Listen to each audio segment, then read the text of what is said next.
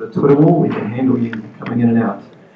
Right, before we get underway, we have a bunch of really awesome sponsors that have made this event possible, and I'd like to give them some credit. And please, if you should get the urge, fire them a tweet and say you appreciate the event and thank you for sponsoring. Vodafone very generously provide us this venue and some help, especially with technical matters. Socialites do a sensational job with our Facebook, Twitter and social media. Pandora have been a generous sponsor along with Bloggers Club. Interlike, the masters of the selfie, the Instagram printer, selfie mirror, I think you call it. And Kate's going to kick my ass now. But make sure you get a really cool selfie taken.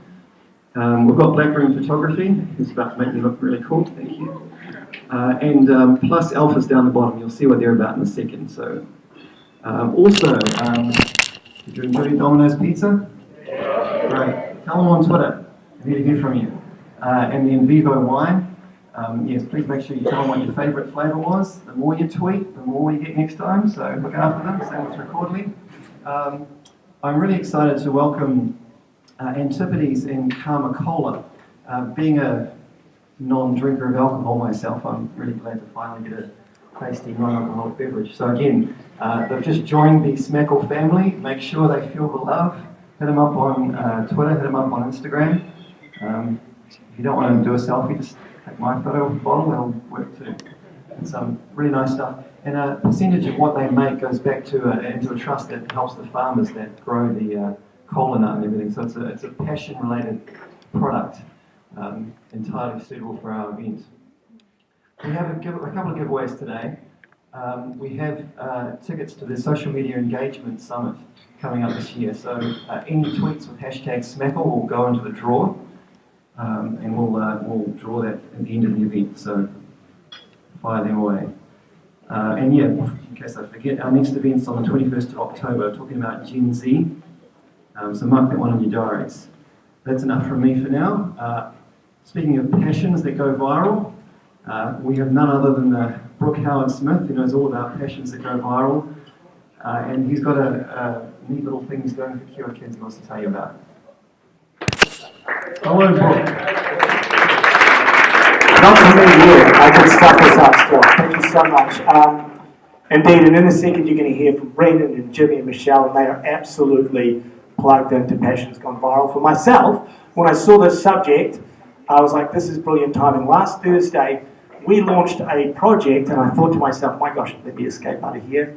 Great holiday snaps you guys have been treated of, mine and my wife's a second ago, that's awesome. Last Thursday, we launched a project, and it's on the back of 3 years of us exploring passions and virality.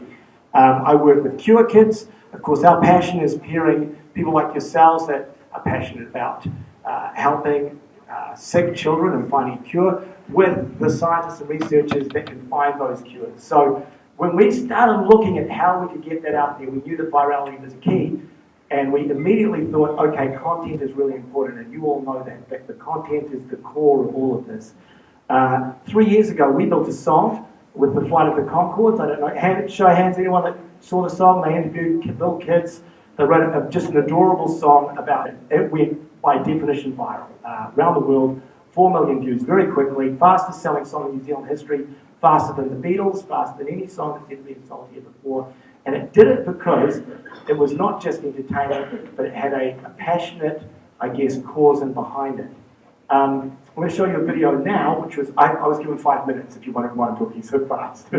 I'll show you a video now, which is, again, tapping into that idea of how you take just a comedy video and you turn it into a passion. This is from the following year. We made this with the guys at Weta Digital. It's an awesome piece. It is not, it's the opposite of the funny pieces, but this is how we think we embedded some passion into the cause. Please play. Jesus. We all knew the sound wouldn't play, right? So that's you guys. Just, there we go. Oh, and you know what? Oh my God. We have to start this again. Here, yeah. This isn't even going to work. Lord. Okay, yeah. Oh, sorry, here we go. Yeah, are we ready? Fingers crossed, everybody.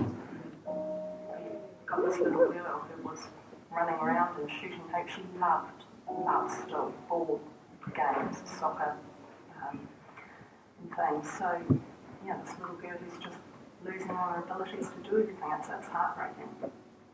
She started having seizures. After about the fourth lot of medications, they said, well, maybe it's not epilepsy. We had another appointment at the hospital and we found out that she has late infantile vision disease.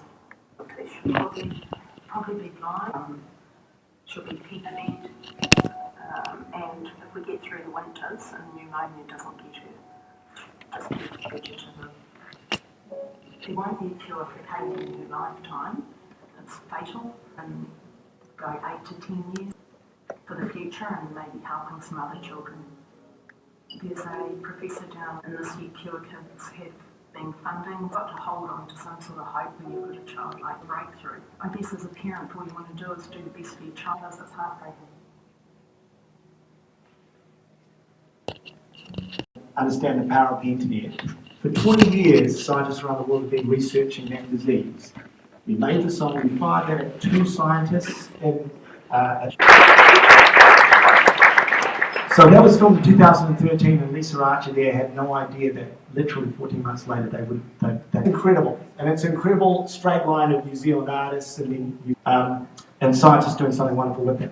So on Thursday we launched the follow-up, They Need Money for Clinical Trials. We teamed up with the All Blacks, Peter Jackson, Taika Waititi. Everyone that you can imagine jumped on board this crazy bandwagon. And Taika, I'll show you a couple of pieces here. We went back to if something works, go back to it.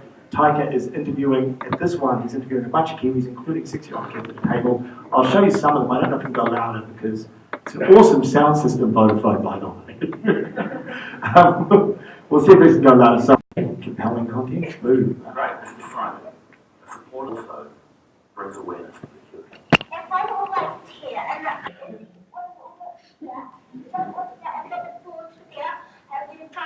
and kick it into the We've got, now the piece itself is 10 minutes long, and we'd never be able to show it here, obviously. It's incredibly long for the internet, full stop, but it's already at 450,000 views today. There's other little snippets of, we've built different little bits that you can share. Some of them are the stuff. We'll see how long this can go before they kick us off. You want to play over the harp or something? Yeah, but that's what everyone expects. I want to flip the script. Yeah. I know what you're all thinking.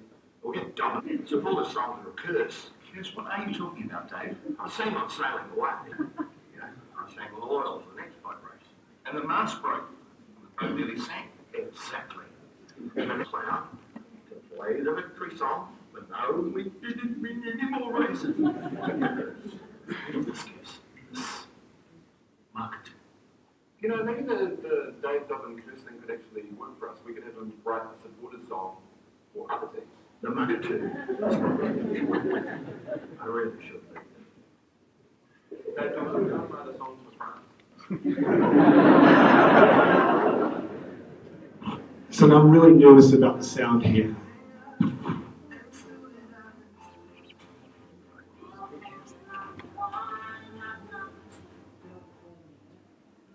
You can win, it's not improbable. Maybe I'm terrific, you're not horrible. We have the magic if we try. The time has come for us to fly. So kids suggested that they were on unicorns.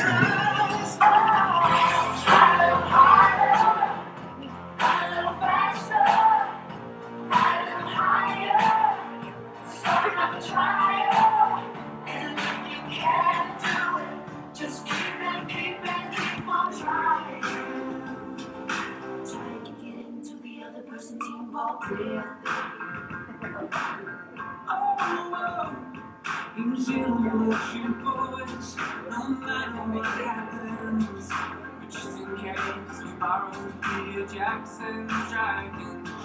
We'll get magic ones, we'll get them from one store. It's obvious, we'll use them to freeze the other team right in front of us. You can play the game before the other team arrives. You could literally score hundreds of uncontested tries. Oh, boys,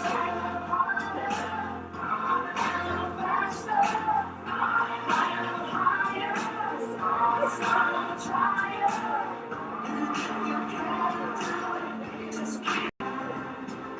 try to get into the other person's involved. Ladies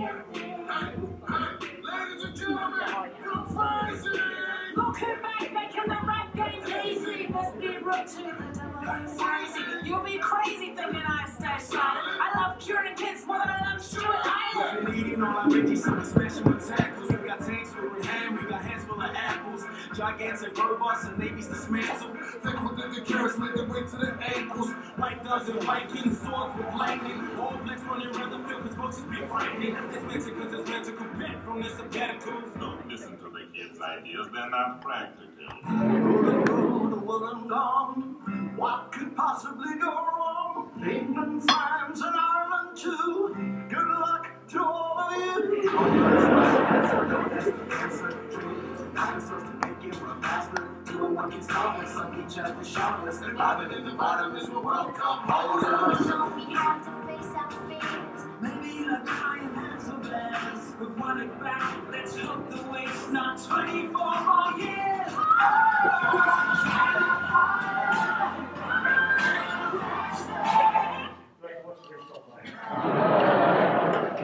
So obviously,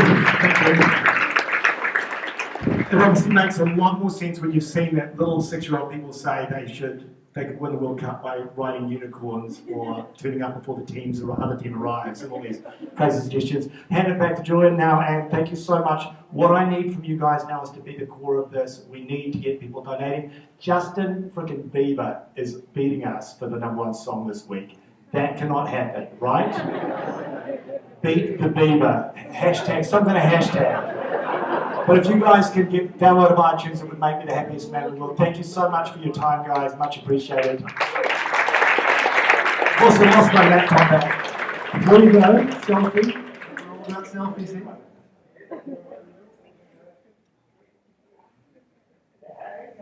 Thank you so much. Also leave my laptop back somewhere and leave my laptop. Thank you so much. Thank you, Brooke.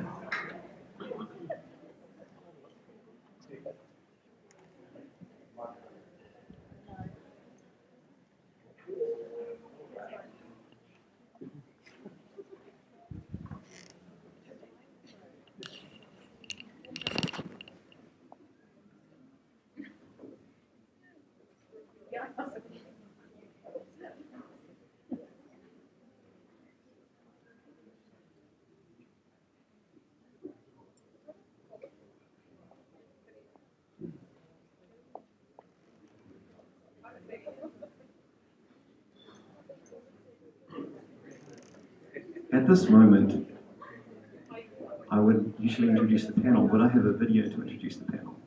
This is a surprise. I haven't told anybody about this. Check it out.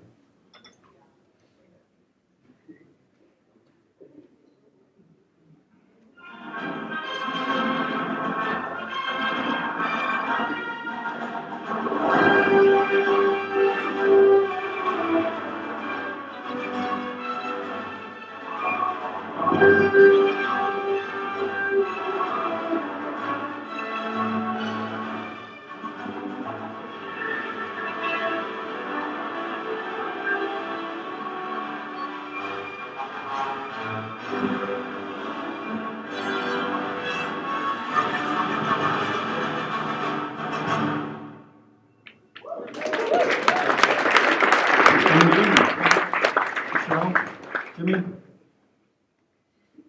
what further introduction do you need? Thank you, Gio from Plus Alpha, Designers of Understanding. Oh, and of course we have to have a panel selfie before we get any further.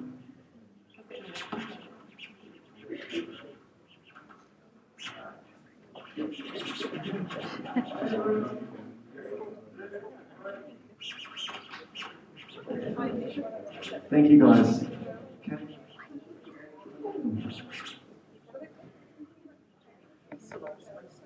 Check. Excuse me, Kate. Do you want to come and take the lovely Intellect selfie machine and charge it up so everyone can have a selfie after the event? Thank you.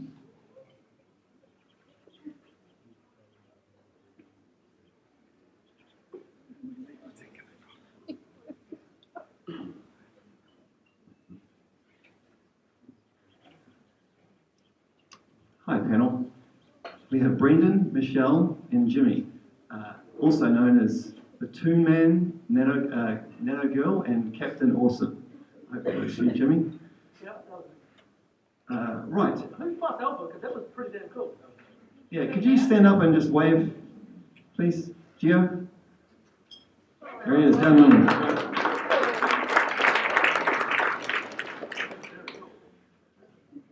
All right. Please, starting with Brendan, could you just give us a quick intro, your day identity and your after-hours superhero identities? Okay, can you hear me okay? My name is Brendan Bowen. By day, I am Communications Manager at Microsoft. But by evening, I indulge my passion for being a cartoonist under the name Cartoons by Jim on Twitter. I'm Dr. Michelle Dickinson. By day, I am a quite boring academic who works in engineering and teaches engineering stuff and runs a nanotechnology lab. By night and morning, I'm Nano Girl, and I run around talking about science and technology and the other barriers of wanting to get subject into a more bite-sized form. My name is Billy Hunt, and I try to do the least amount of design work possible. I don't like clients. I just... Is that me? Just keep talking now. Sound experts will talk now. Okay. And then I spend most of my time running a mental health charity called Live More Awesome, trying to break down the stigma associated with mental health.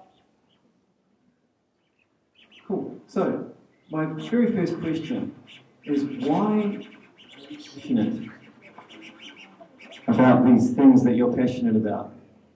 Sorry, just bear with us. We'll just keep rolling on. Yeah, I mean, most of us, or a lot of people, apart from the great people that come along to this event, go home at the end of the workday and they sit in front of the TV and they don't really want to do too much else. Maybe they'll get a bit of exercise, feed their kids, whatever they have to do. So what makes you, and Brendan, I certainly know you certainly burn the midnight oil with your passion. Where does it come from? Let's start with Michelle.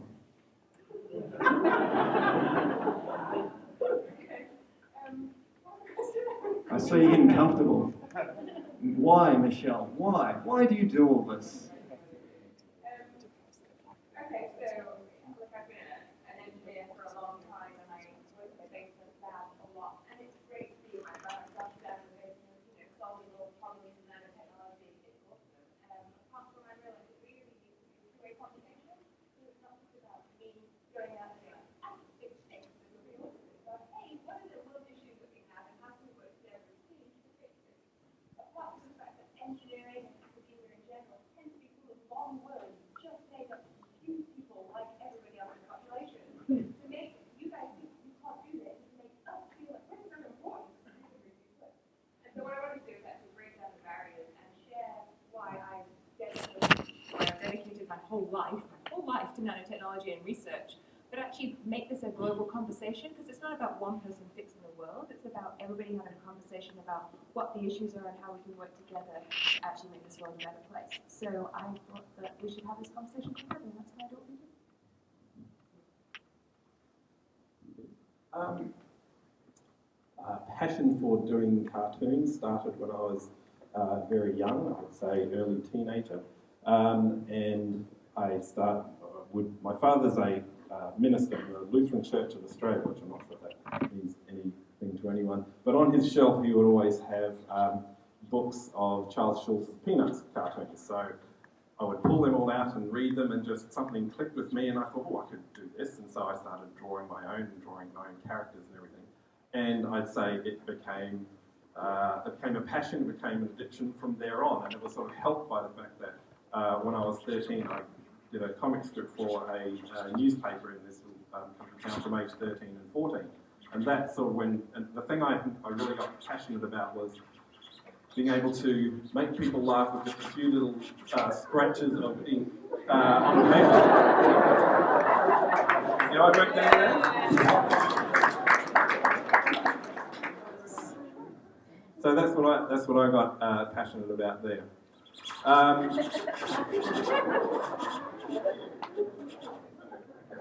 that all I need to say? So basically, my passion came from the fact that my mental health went to shit. And I decided to go on an adventure in order to try and fix that. And I did the adventure 100% for me. The adventure was to get me better, to get me fitter, healthier. This was about 3.5 years ago, and I decided to lilo the entire Waikato River, which is a dumb idea. Don't do it. And when I got to the end, what was interesting was that people, it was very successful in terms of it spawned a documentary and a book, and it got a lot of coverage, which was great. But at the end, the crazy thing was about 1,500 people bothered to look me up and send me emails and say, thank you, you inspired me to go and do this, you inspired me to get help, you inspired me to work it out with my wife, blah, blah, blah. And I was like, I didn't do this for you.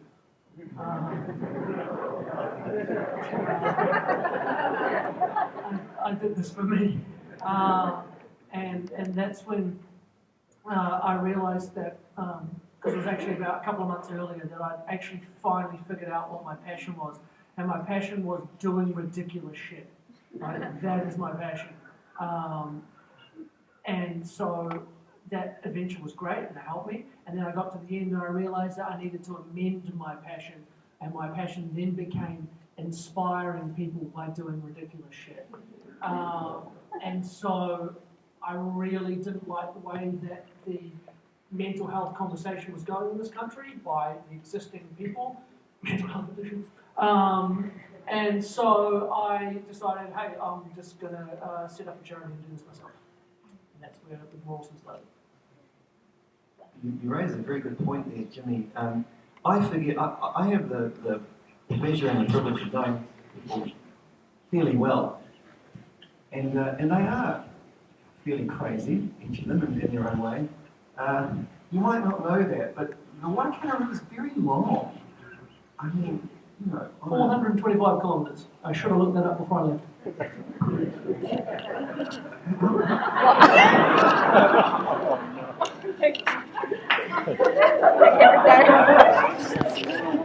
That's all right, just makes me look better.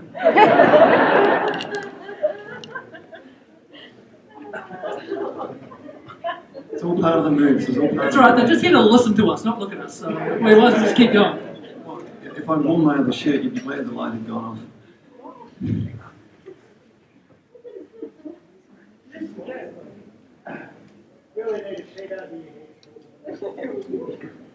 Getting them out. The other relevant point, knowing you guys very well, it's all very well and good, so we know what you're passionate about, we know what you care about, but the audience here might not know that you've actually had some tremendous successes and you've reached very significant audiences through social media and other things. Brendan, tell us about some of your biggest successes.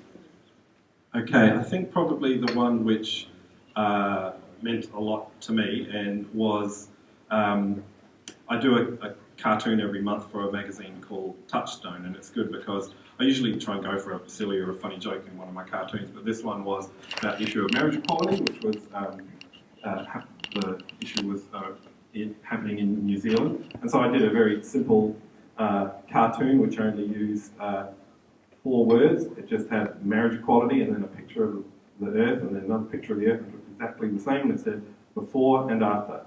And that was quite simple and was run in the magazine. I put it on my website, and then probably about 6 months later, it was January morning, just woke up, was on break, and then went to Facebook, and I followed George Takei. And then George Takei had posted my cartoon on there. No credit, he's notorious for not sort of giving credit for that sort of thing. Does everybody know who George Takei is? Anyway, so he posted it on his Facebook page and also tweeted it. And I was like, oh, that's cool. And then looking at how many people had liked it, and it was up to about probably about 50,000 at the time, and it started this incredible discussion. Obviously, you know, the issue of marriage equality in the US is a very touchy subject for some people, and it stimulated this really robust conversation there.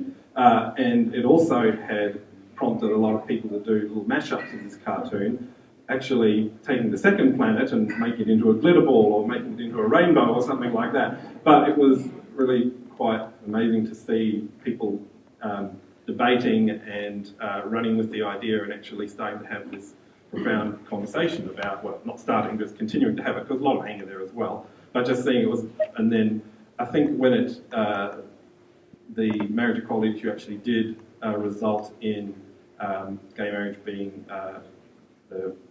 ruled constitutional, whatever it was, by the US Supreme Court, it was like, it felt a bit like that was like one little move along that direction to help it along there. So that was definitely you know, a passion, and being able to see that you know, a cartoon can make such an impact with just so few words or so few lines on a page, and that was something I try to do with other cartoons, and sort of hope to do with those sort of issues. I don't always go for the heavy issues, but it's yeah, definitely. But no one knowing that I had actually was the one who did it, that didn't sort of really matter to me at the time. It was just sort of knowing that it had moved the discussion on a little bit. True greatness is only recognised posthumously. Unless everybody starts to follow cartoons by Jim. Michelle. Sorry. My big, obviously having a cartoon done of me by Jim was a big deal. No. So, yeah, thank you, Brendan. I'm not going to talk about number of retweets. I think sometimes we define success as how many likes or how many retweets, and we were successful because we got retweeted. You know, yeah, okay, I got retweeted thousands of times. That's not successful to me. That just shows that people did this with their finger. What to me defines success is realizing that I'd created a platform that children could interact with a scientist and actually want to be a scientist. So a lot of my social media accounts, especially the Nano Girls sort of Instagram and Facebook account, children see me do a science experiment, they go away, do one themselves, selfie it, then send it to me as a scientist. I'm like, hey, I love this, and this is me doing science. And you realize that actually you can have a bigger effect on the next generation and inspire them to have contact with somebody that they probably would have never met in real life. You know, I have kids down in Invercargill I'm probably never going to meet, who I have a social interaction with, and they show me their science experiments every week. And so success for me was realizing that I can have a much bigger impact on the next generation and inspire them from a distance, even though to them it's real one-on-one interaction. So I'm not going to talk about retweets, I'm going to talk about inspiring the next generation.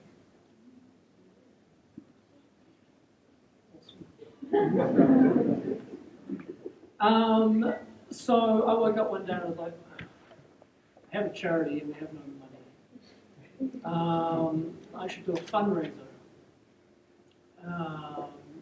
I should build the world's biggest water slide. Yeah, funny, eh? Me and Brett laughed too. And then I was like, yeah, okay, let's go do it. And so I just decided to go do it, and off we went, and 3 months later, I built a 555-metre water slide into a hill out of Helensville, mainly with volunteers. Like, we literally just dug it out like a roof track and put plastic in it and turned water on the top. And it was so simple, yet it was the world's biggest water slide. And it got crazy picked up by people from all over the world.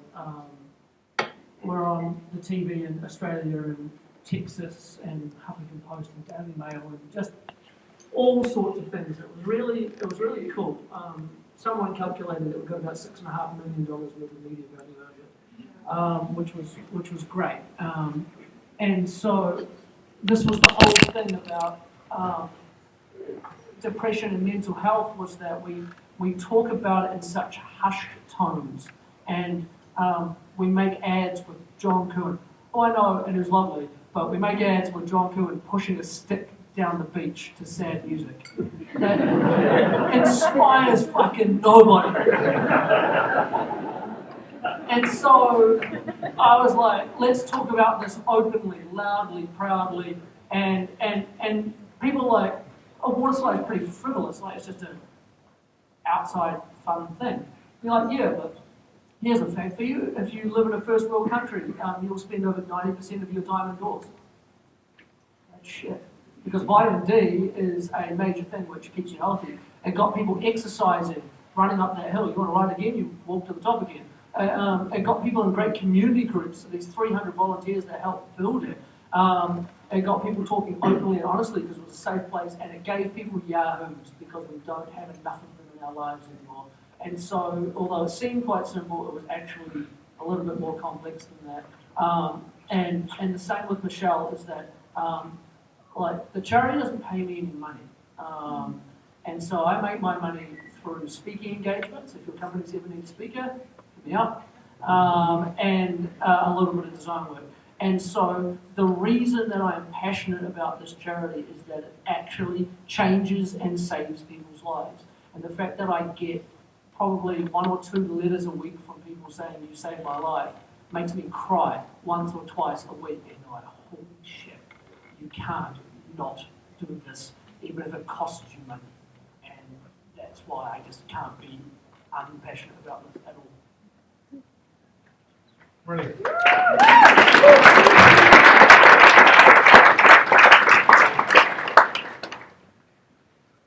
One of us, my next question. My next question was going to be, what about failures? And you know, like the observation. Yeah, I mean, yeah. I mean, I know at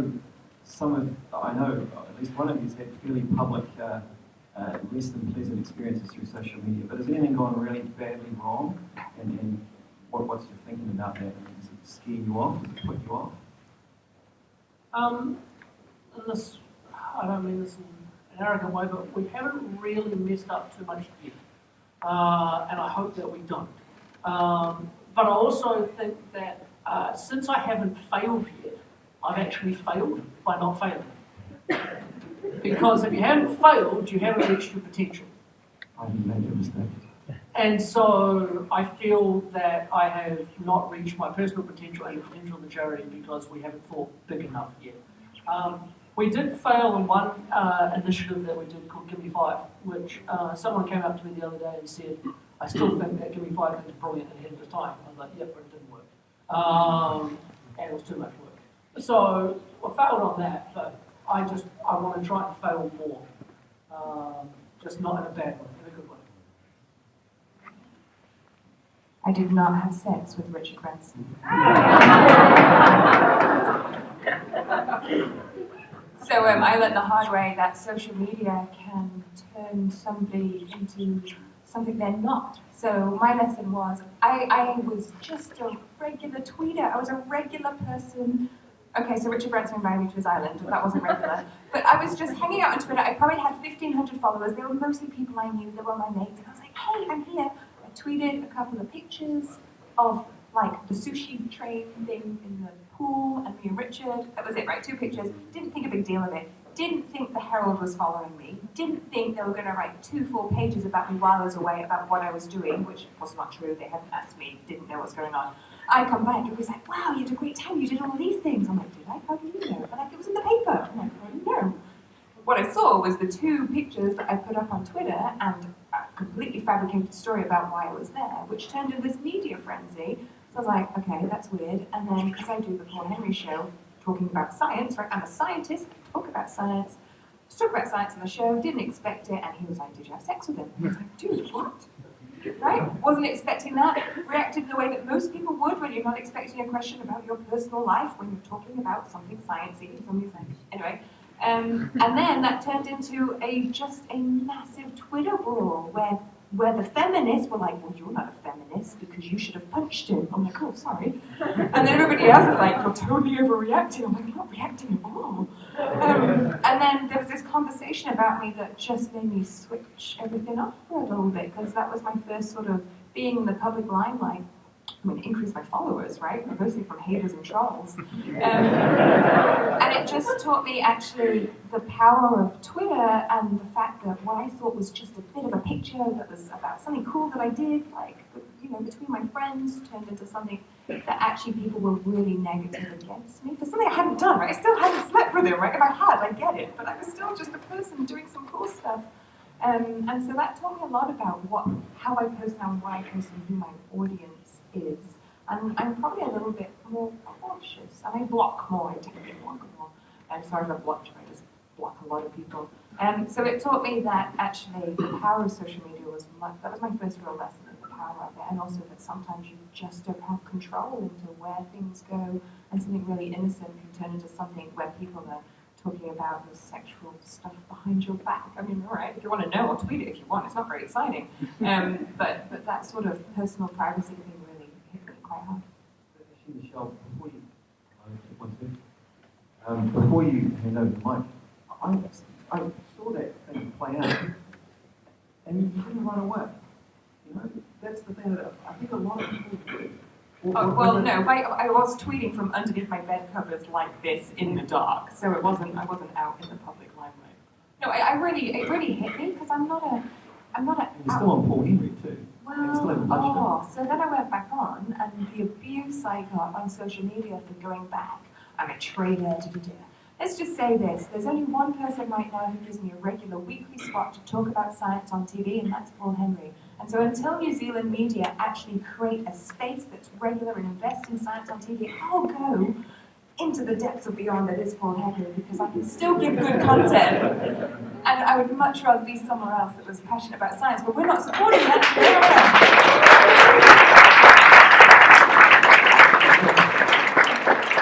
Is it okay if everybody tweets their content? He's got a thicker skin than anyone.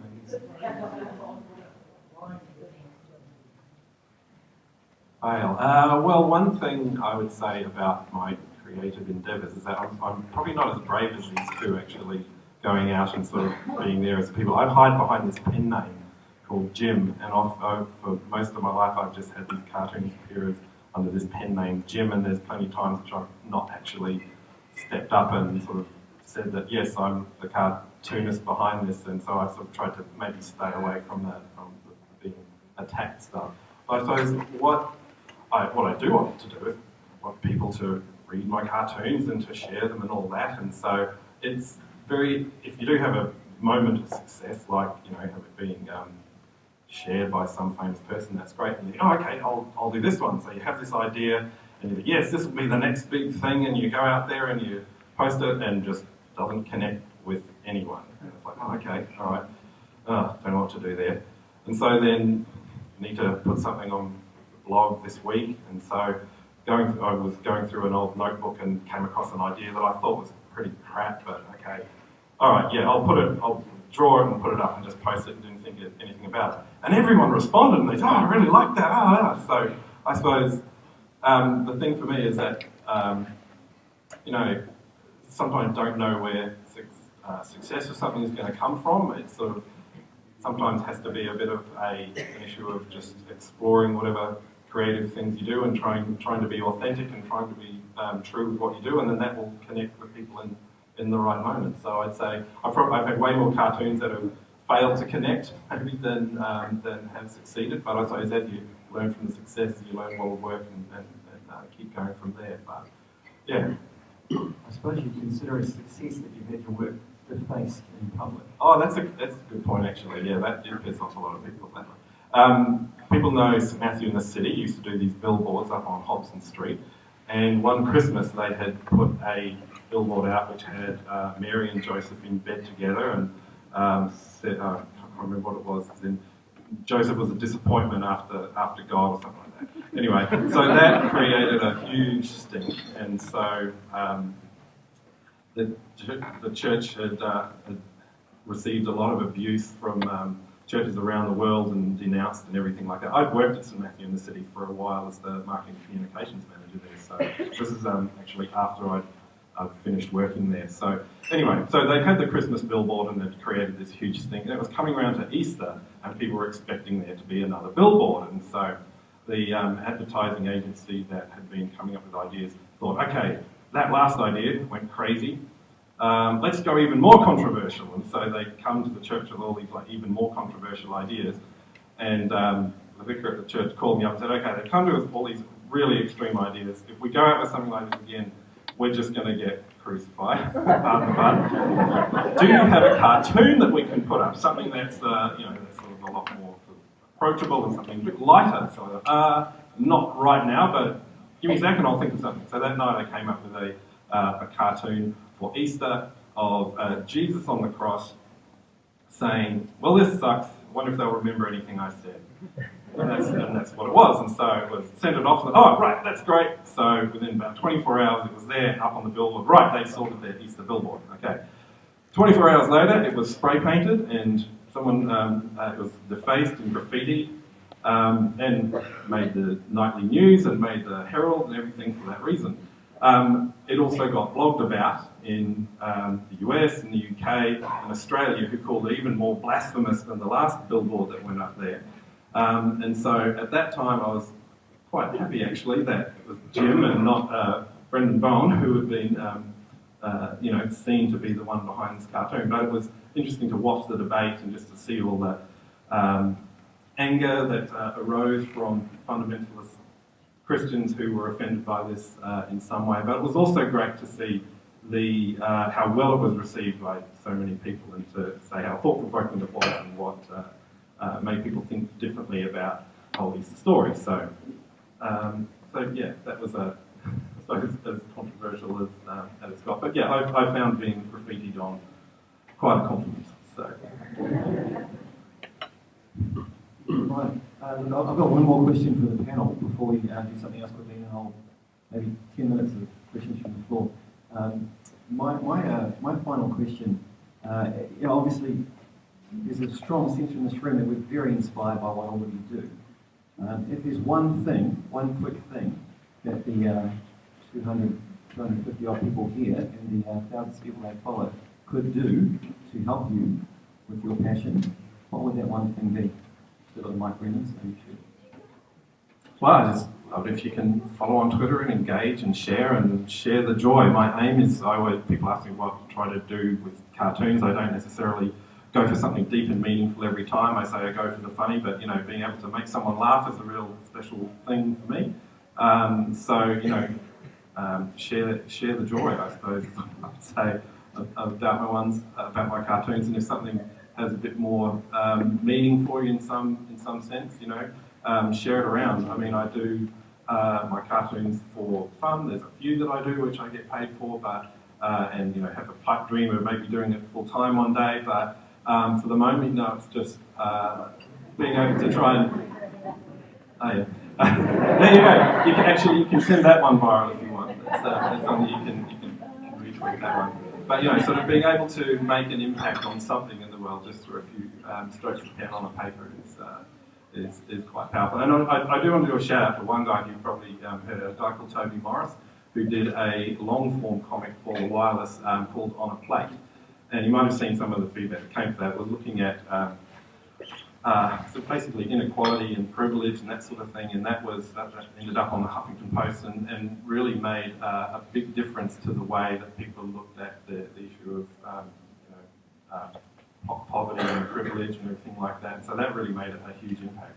And that comic enabled Toby to inspire him to actually go out and become a full-time, do what he was doing full-time. He was working for an advertising agency as well. And the work that he's doing with the Wireless, and he tackles some really tough issues there. So his Twitter handle is xtotal, XTOTL. I say follow him and sort of share some of his work that really has got making a great impact.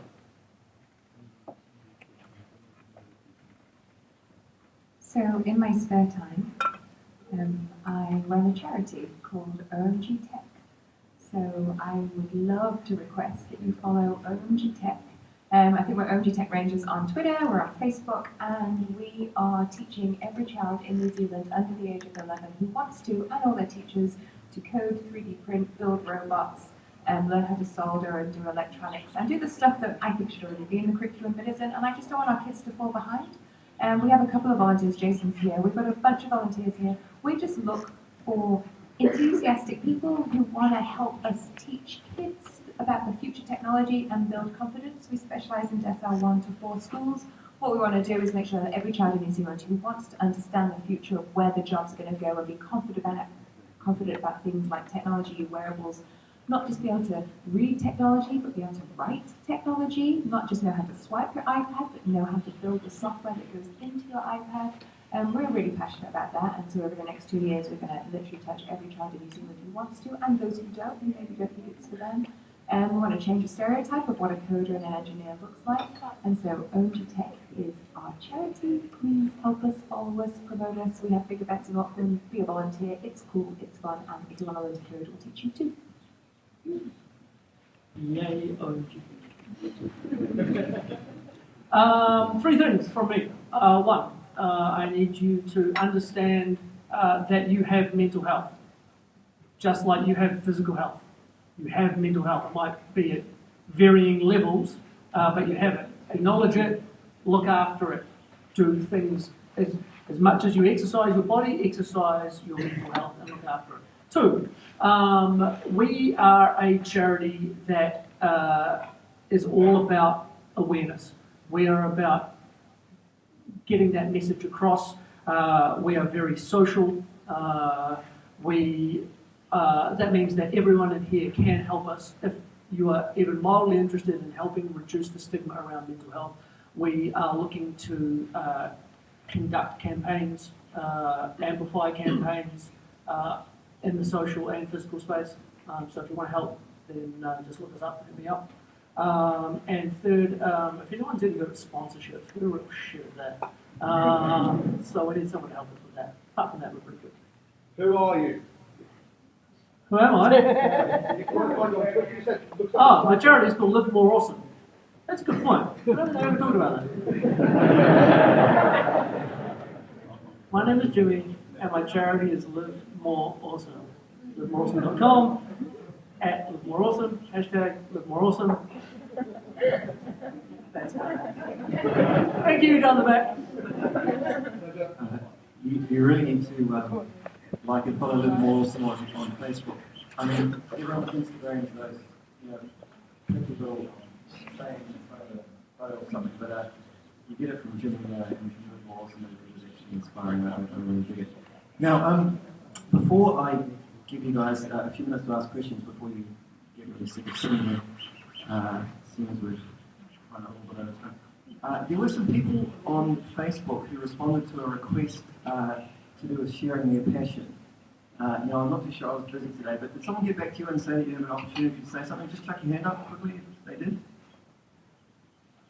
All right, could you guys come up here now, please? And in the startup world, this is what we call fast pitch. You've got 30 seconds, all right?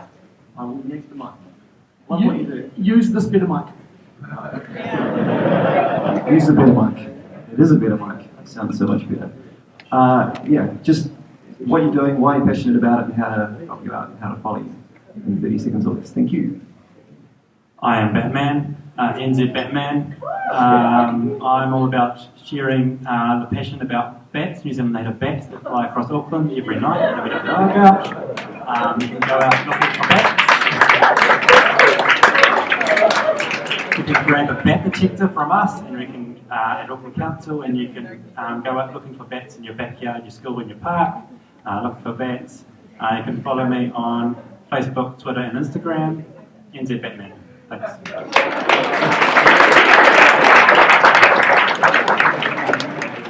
I'm expat dad at SG. My passion is rugby. I run a Twitter chat every Tuesday evening at 8 o'clock using #RugbyChat. So join us for a for the Twitter chat, please. And I'd love to do it full time if anyone can give me some social media advice.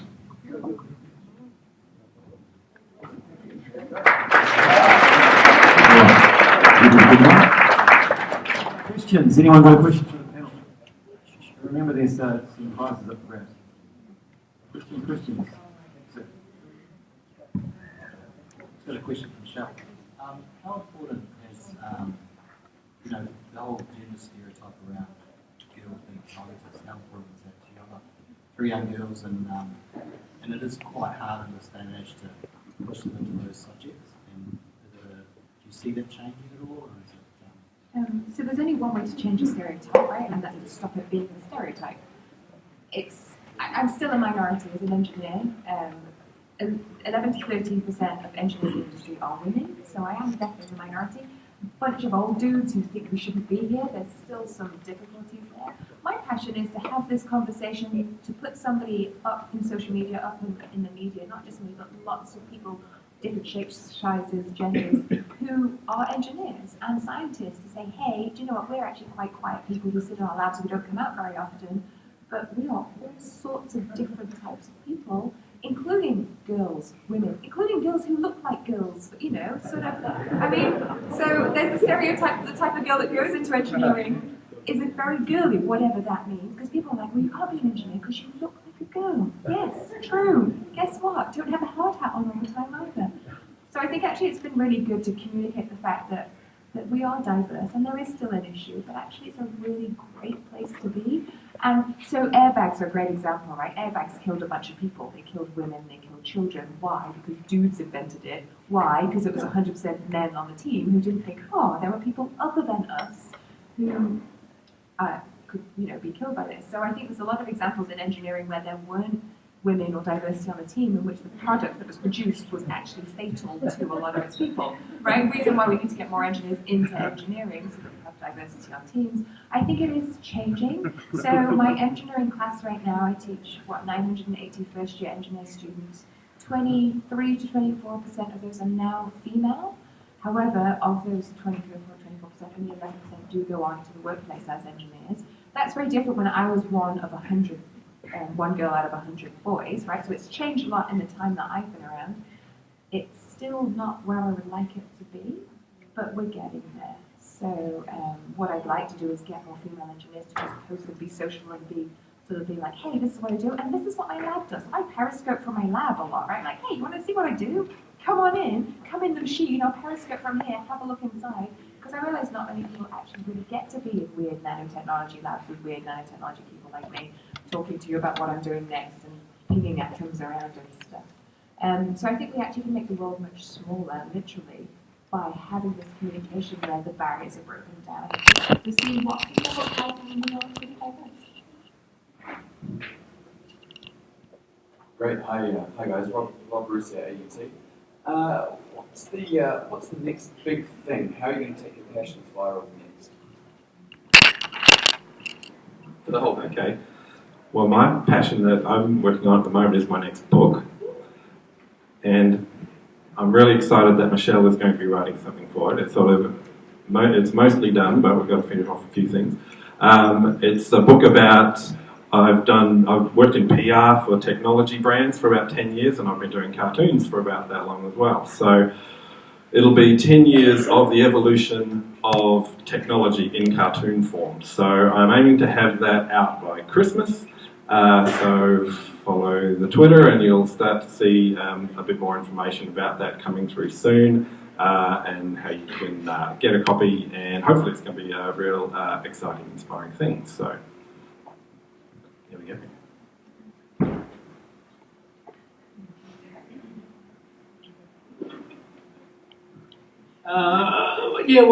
For us, at the moment, we're doing a lot of sort of refocusing of the charity and just absolutely paring it down to what we're good at, which is the awareness and inspiration space.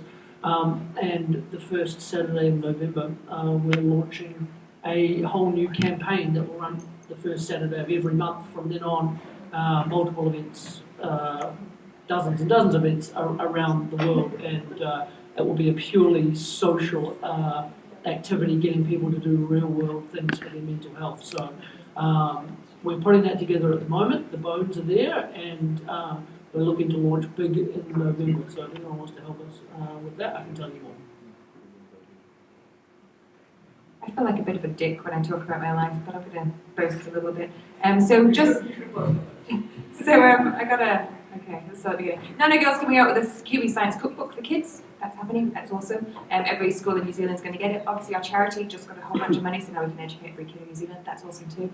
I got a call yesterday from the Duke of York, who wants me to come to Buckingham Palace and teach some people about engineering and stuff. That's happening. And I'm going on... That was yesterday, and I'm also going to hang out with Martha Stewart, Eric Schmidt, and Jay Leno on November 10th on a private cruise ship.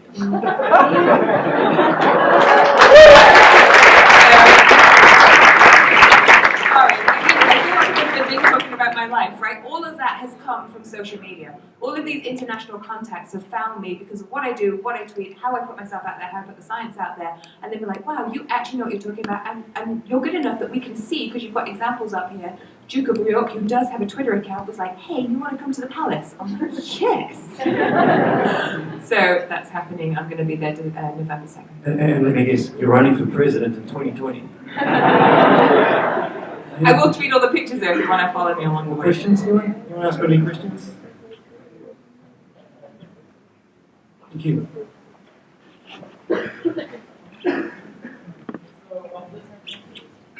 This applies to all of you. The question applies to all of you. I was just wondering that, so you all have your passions, and we can see that you guys have made great strides. Just wondering, how did you guys first start off? Because, of course, it would have been a one-man party, right? So, how do you build up recognition? You do. It's that fucking simple. Like, you just start doing. So no one, like, and this is the thing, like, so when I first said, when I first figured out what my passion was, even though I've been doing ridiculous shit forever, it was only this one moment I was like, that is my passion. And then the girl who I was with at that time, she turned and said, well, how do you get paid for that? I was like, fuck, I got no idea.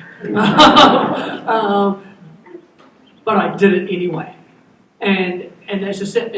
It ends up working itself out. And I mean, I can't speak for these guys, but I kind of know that it leads to things. It leads to speaking opportunities that pay you. It leads to I'm going to boast a little bit now. It's not anywhere near as good as yours because those were fucking big. But you know, I'm talking to the Travel Channel at the moment about hosting a couple of shows in America. Like, wow, how did that happen? Like that literally happened by doing ridiculous shit for good, positive reasons and growing it that way. And so if you, I mean, and this is the thing. There was a guy the other day that came and sort of asked for some advice. He's like, I've just quit my job and I'm going to follow this passion. I'm like, how the fuck are you going to live? like no. Big balls, but like my design was 100% and my passion was 0%, and then it slowly does this. Until now I can pretty much almost live doing no design work and live because of my passion. And it's only because I did. And you just start doing it and just keep going. My advice is don't talk at people, talk with people. I'm very interactive on my social media. If you tweet to me, I'll reply. I want to talk to you, right? I'm really grateful that you spoke to me. It's a conversation. It's not because you see some people who do social media and they're just telling you stuff about them, right? I'm like, I'll put something out there that may be interesting that I may have done, but what I want to do is have you engage with me so you can give me your perspective. So I see social media as a two-way conversation. Social media was really empowering for me. It really changed my life.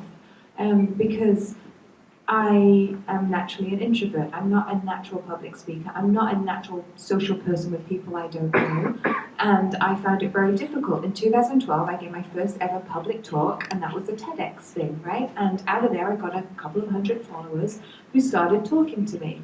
And then I started talking back, and then people started listening, and other people started following. But as a natural introvert, my best comfortable space is sitting at home in this ball chair that's, you know, drowns out the sound and drowns out people and drowns out lights. I love it. I sit in it.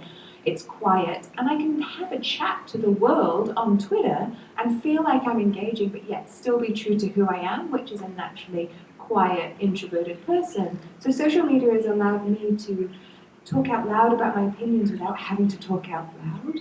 And what I've also found is it's also empowered other introverts to have conversations with other people who they wouldn't be able to go up to in public and say, hey, blah, blah, blah. And so it's been a real empowering thing for me to have a voice without having to actually get up there and have a voice.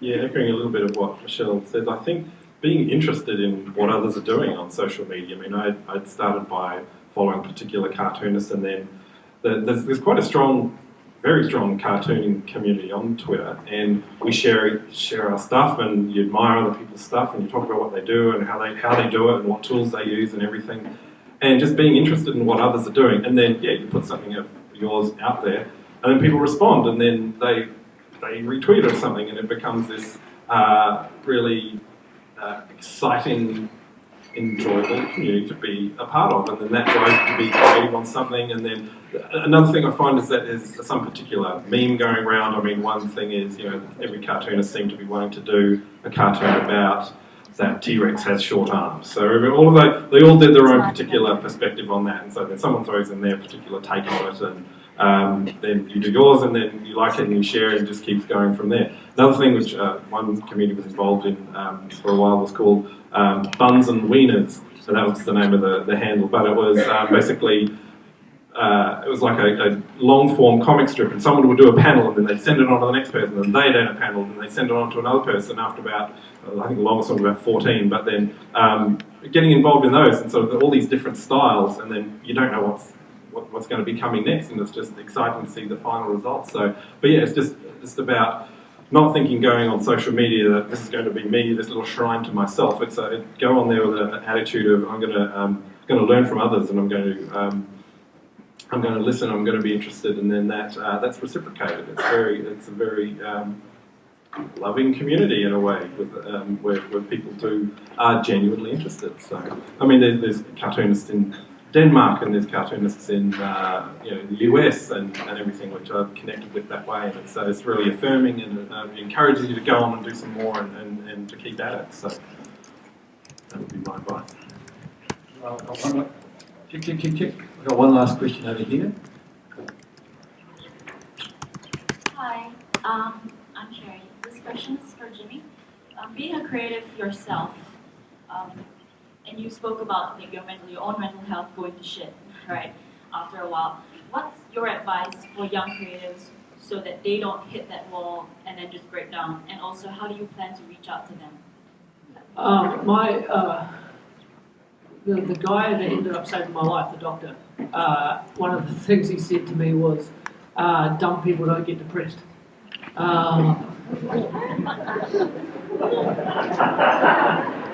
And the other thing he said was, he sat down and he said, we treat you differently than we treat someone like John Kerwin, because John Kerwin is a sports person and his brain works differently than you as a creative. And I'd been to so many doctors before that, I was like, holy fuck, you're the first person to actually get that, like to say that, to make it thing. So yeah, like creative people think differently. We put massive pressures on ourselves. And one of the things he taught me was to celebrate creative celebrations. And like every time that I would finish something, I'd go, oh yeah, that's pretty good, and send it out to the client. When he's like, no, like sit on that and go, that's actually really good. That's a brilliant idea. Every idea you come up with is brilliant. Like actually thank yourself. Go, that's a brilliant idea. Well done. Because we are technically very, very hard on ourselves as creatives.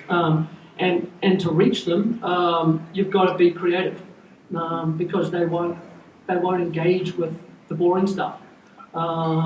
And so whether it's water slides or whatever, just trying to get into people's brains in other ways because we're so hammered with information. You've got to use those people to do it, and chill out too. Like we've just got to stop taking so much stress on, and learn ways to deal with that stress. Meditation is one of the things that really helps me do that.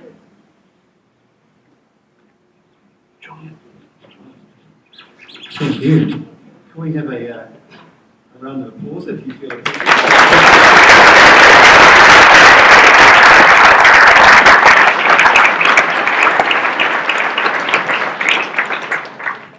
Gary Hubert.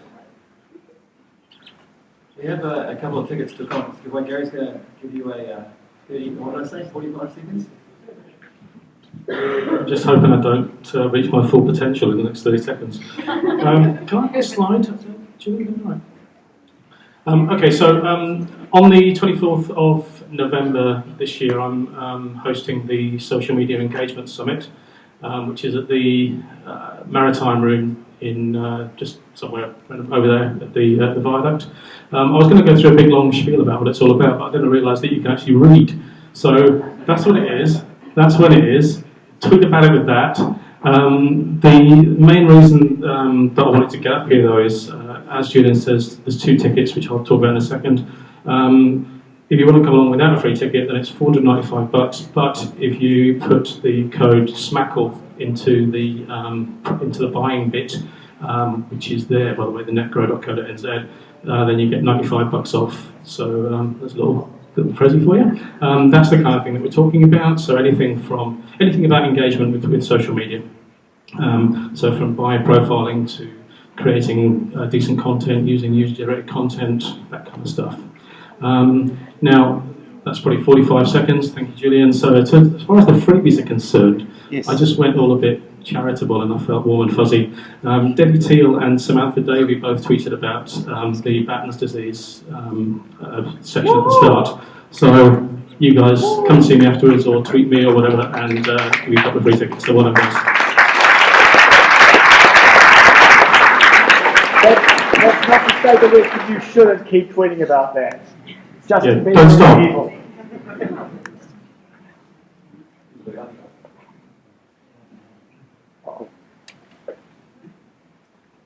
I'm just going to steal 2 seconds here for another plug, which is hashtag #MyBodyMyTerms. If you haven't seen that, we just made BuzzFeed front page about 20 minutes ago. Lizzie Marballet and myself and a few other cool peeps, we got naked for a photo shoot.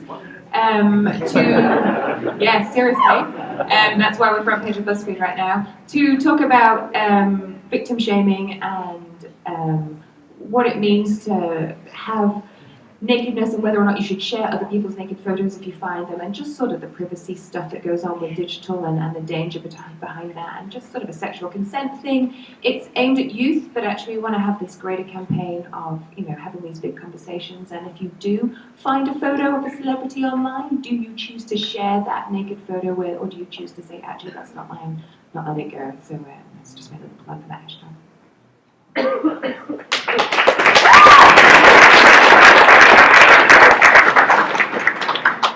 That reminds me of trying to talk to you at the gym. It's another thing not to do. We've got one more giveaway.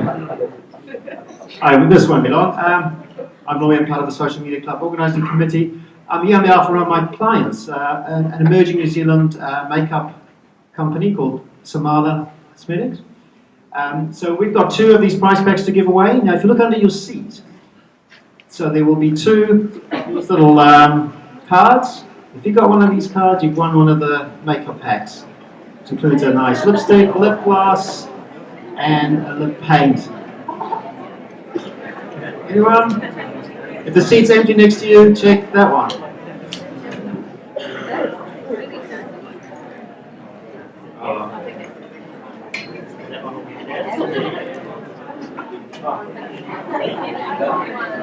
And just while you're looking,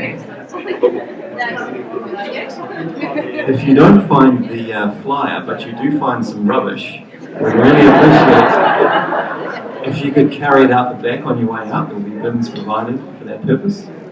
Come and see Louis when you find your card. Otherwise, one more huge thank you to our sponsors. It's not too late to thank them.